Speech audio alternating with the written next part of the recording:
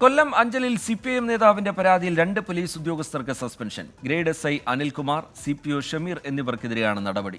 ഉദ്യോഗസ്ഥർ മോശമായി പെരുമാറിയെന്നാണ് CPIM നേതാവ് രവീന്ദ്രനാഥിന്റെ പരാതി.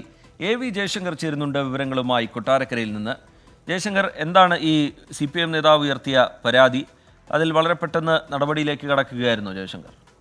അതായത് കൊല്ലം അഞ്ചൽ സ്റ്റേഷനിലെ 2 പോലീസ് ഉദ്യോഗസ്ഥരെയാണ് നിലവിൽ റൂറൽ SP സസ്പെൻഡ് ചെയ്തിരിക്കുന്നത്. Grade SI Anilkumar, CPO Shameer എന്നിവർക്കാണ് സസ്പെൻഷൻ. CPIM നേതാവ് രവീന്ദ്രന്റെ പരാതിയിലാണ് നടപടി.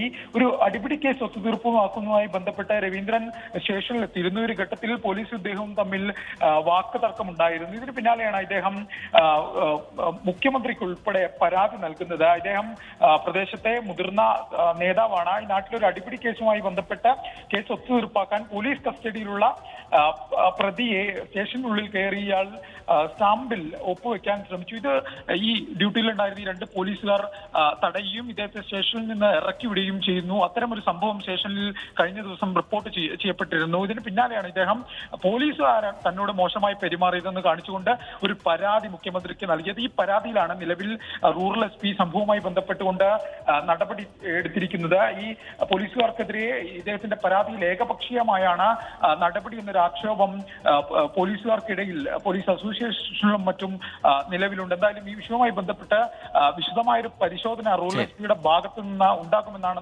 മനസ്സിലാക്കുന്നത്. നിലവിൽ ഈ CPIM നേതാവിന്റെ പരാതിയിലാണ് 2 പോലീസുകാർക്കെതിരെ പ്രാഥമിക നടപടിയായി സസ്പെൻഷൻ സ്വീകരിച്ചിരിക്കുന്നത്. ശരി, AV ജയശങ്കർ വിവരങ്ങൾ നൽകുകയായിരുന്നു കൊട്ടാരക്കരയിൽ നിന്ന്.